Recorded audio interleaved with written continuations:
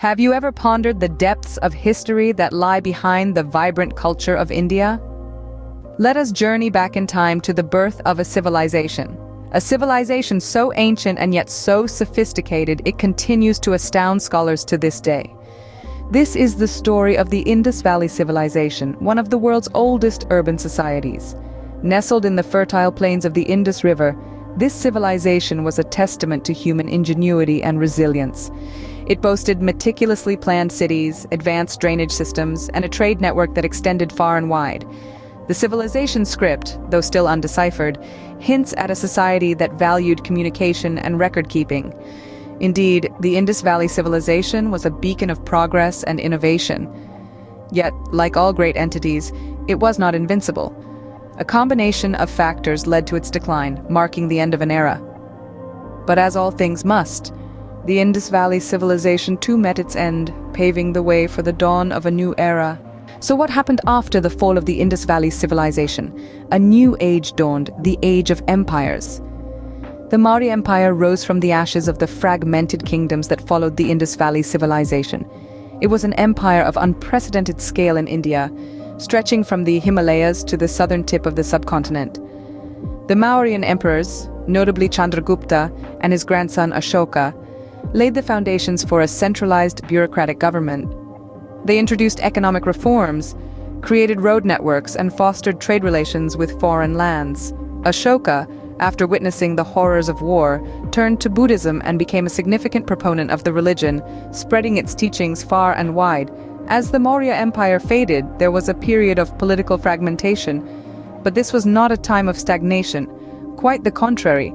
This was the classical age of India, a time of cultural efflorescence and intellectual growth. It was in this milieu that the Gupta Empire emerged, ushering in a golden age of prosperity and cultural development. The Guptas were patrons of arts, sciences, and literature. Astronomy, mathematics, and medicine flourished under their rule. The world-renowned decimal system and the concept of zero were products of this time. Religion, too, played a pivotal role in this era. Jainism, which had been around for some time, gained momentum under the Maurya and Gupta rule. Its emphasis on non-violence and respect for all forms of life resonated with many. Buddhism, too, continued to spread, its message of compassion and the middle path attracting followers. The Maurya and Gupta empires were not merely political entities, they were crucibles of change, influencing India's political, cultural, and economic landscapes. They nurtured new ideas, fostered creativity, and promoted a spirit of inquiry and intellectual freedom. They were the engines that propelled India towards becoming a major player in the global arena. These empires left an indelible mark on India, a mark that would shape the country's future. As time passed, the world started to take notice of India's wealth and diversity. But was this attention always welcome? From the 8th century onwards, a new chapter was being written in the history of India. The age of intrusion had begun. The first wave of foreign invaders were the Muslims. They were lured by the riches and opulence of the Indian subcontinent, a stark contrast to their arid homelands. The invasions were brutal and the battles fierce as they made their way across the subcontinent. The most significant of these invasions was in the 16th century, when a young prince from Fargana, Babur, set his sights on the throne of Delhi. This marked the establishment of the Mughal Empire, an era of unprecedented cultural fusion. Under the Mughal rule, India saw a remarkable blend of Persian and Indian traditions. The Mughals were great patrons of art and architecture. They commissioned grand edifices, such as the Taj Mahal, a testament to their love for aesthetics. The fusion of cultures was not just limited to architecture, it extended to art, music, and even cuisine, giving birth to the rich Mughlai cuisine that we relish today. The Mughals not only embraced the diversity of India, but also contributed to it. They brought with them their language, their customs, and their way of life, which gradually seeped into the Indian society. The amalgamation of cultures under the Mughal rule was a phenomenon that shaped the Indian identity as we know it today. But the golden age of the Mughals was not to last forever.